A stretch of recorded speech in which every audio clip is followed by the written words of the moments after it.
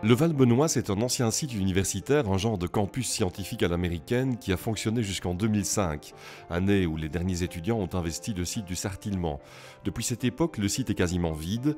Le forum et la partie théâtre et art de la parole du Conservatoire royal de Liège occupent la partie nord de ce vaste espace en cours de réhabilitation.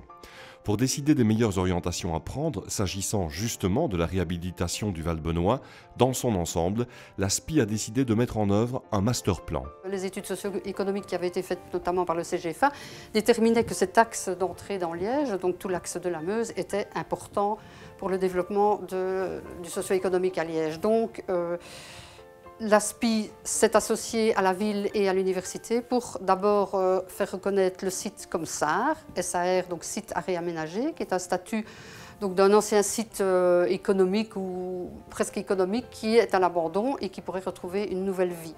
Donc il y a d'abord un SAR reconnu et puis il y a eu l'étude d'un master plan qui a été faite par notre bureau d'études, donc qui est une équipe de 3 bureaux associés. Donc un master plan a été approuvé et par la ville et par la région, ce qui nous permet d'avoir une vue d'ensemble sur le développement du site. Au total, ce sont 10 hectares de surface à réhabiliter. L'idée est bien de créer un véritable nouveau quartier ouvert. Et donc là, la volonté, c'est de l'ouvrir vers les quartiers voisins, donc l'ouvrir vers Sclessin, l'ouvrir vers Franier, vers Cointe et même vers Quincampoix. Et donc créer un quartier urbain, c'est-à-dire mixte, donc avec toutes sortes de fonctions, le développement économique, mais la résidence, le loisir, l'enseignement, les services. Donc il y aura des bureaux, des logements, quelques commerces pour l'usage du site.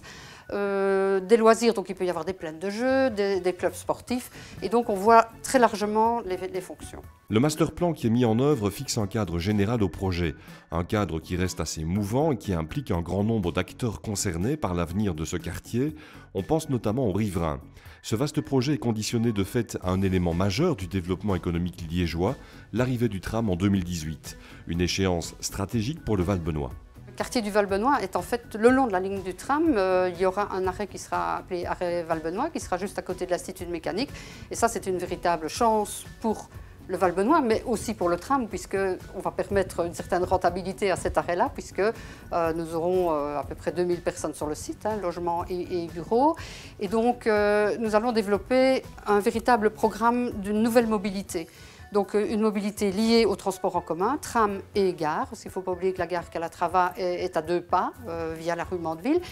Aussi développement des voies lentes, des modes doux, puisque nous sommes au croisement des 2 Ravels, nous sommes sur la liaison Ravel de Lourdes, Ravel de la Meuse, nous sommes sur la voie lente qui accompagne le tram.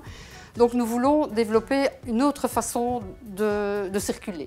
Alors, il y aura accès aux véhicules automobiles, bien sûr, aux véhicules camions, puisque nous allons accueillir des entreprises, mais nous voulons développer une nouvelle mobilité beaucoup plus light. On le comprend aisément, le site ne sera pas investi à 100% avant 2018 minimum. Le premier bâtiment devrait être inauguré en 2016, il sera occupé par des entreprises. L'arrivée du tram devrait booster l'occupation du site, tant côté entreprise que côté logement.